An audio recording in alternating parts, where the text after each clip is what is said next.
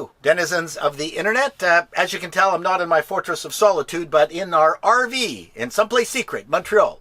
Oops. Anyways, I'm also going to be reading a teleprompter below the lens, so don't complain that I'm not looking at the camera. Hello, this is my review of Jason Reitman's Saturday Night, and you're not. Sorry, that didn't work the way I thought it would. Funnily enough, many people think I look like Chevy Chase, the skinny one, not the fat one. I keep telling you people I'm not a real reviewer, which is why I get to these reviews so late. And also because I prefer to go on Discount Tuesdays. Plus, I get a bonus seniors discount. But never in a million years would I have not seen this movie. And this is going to be less of a review and more of a stream of consciousness rambling, as Saturday Night Live was a very important show to me and pretty much any of us aspiring stand-up and sketch performers of the era. As most of you probably know by now, I spent a good chunk of my life doing comedy with the Frantics, and before that in a comedy troupe called Change Channels, and before that in numerous high school and university sketch shows. SNL debuted in 1975. It was actually called Saturday Night. It couldn't take the live suffix because Howard Cosell had a horrible show called Saturday Night Live.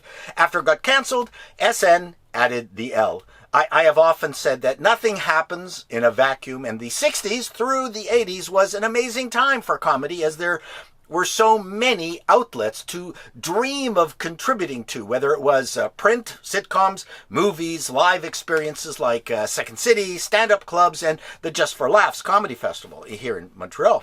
There actually was a comedy industry, unlike now. Monty Python was just finishing its 4-year run when SNL popped on TV, and I remember that it was like a bomb hit. I distinctly remember what an anarchic mess it was back then. It was wonderful, cheap looking, hit and miss, and it starred a Toronto Second City hero, Dan Aykroyd, and since it had just started, people couldn't proudly announce that they hadn't watched it in years.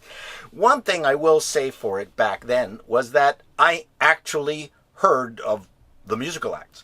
We all know that the show was created by Lorne Michaels, who had stints writing for Rowan and Martin's Laugh-In and The Phyllis Diller Show. What you probably don't know was that he had several specials on our Communist Broadcasting Corporation up here in Canada called the Hart and Lorne Terrific Hour that appeared in the early 70s.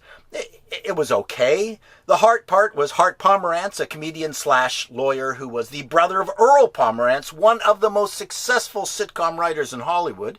When the Frantics became famous, Hart would call me incessantly to work with us. Now, something else you don't know, and I'm going to get into some personal conspiracy theory stuff, is that the shadow of Canada's greatest, biggest comedy act at the time, Wayne and Schuster, loomed over the CBC landscape, and it seemed no other comedy act was allowed to compete with them on TV. At least that's what we all thought, or I thought. Then how did the Hart and Lorne Terrific Hour make it on air? Well, Lorne was married to Rosie Schuster, who just happened to be Frank Schuster's daughter. We figured that's the reason the show got on CBC. I had met Johnny Wayne and Frank Schuster before they had died, which is the best way to meet people. And I had also met Rosie Schuster when I went to a taping for Simon Rakoff's comedy CD and sat with Steve Schuster, one of the funniest people on the planet who suffered from many personal demons. Rosie, who I had never met, was a bit annoyed that I was chummy with her brother Steve and made it a point to tell me she wrote for SNL, which I thought was weird. She wasn't the happy person as portrayed in the movie, which is my segue into the movie. I really enjoyed it. It's a small film and clearly a labor of love. I'm not sure of its broad appeal, but if you're a fan of any of the original cast, comedy in general, the show itself, I think it's a great snapshot of its seemingly impossible beginnings. The cast is uniformly good. I'm not going to pick out people for special mention. The frenetic direction got a little tiresome. It wore me down. Once it loosened up and more time was spent on different scenes, it got engrossing again.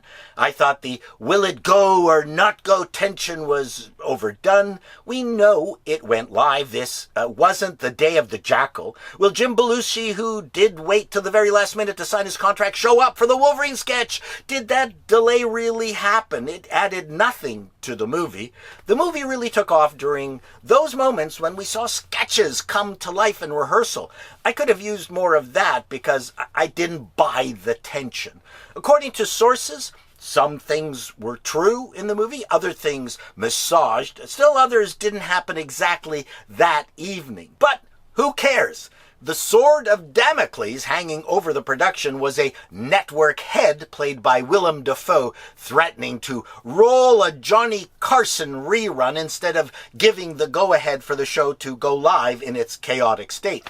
Now, according to the same sources, it actually was Lorne who asked if there was some show that could be readied just in case things didn't come together, which was a very smart thing to ask for. But who cares?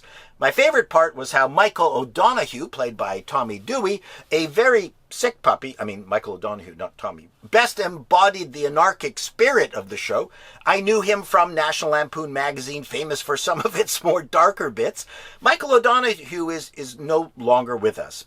We could sure use him now. My only complaint about the movie was that there was too much Garrett Morris. The only reason I could imagine was that Reitman needed to find things for Lamorne Morris, no relation, to do, so the movie would look more mocha in our DEI world. John Batiste, playing Billy Preston's as the musical guest, was a real hoot. The movie is filled with SNL Easter eggs, which I won't go through here.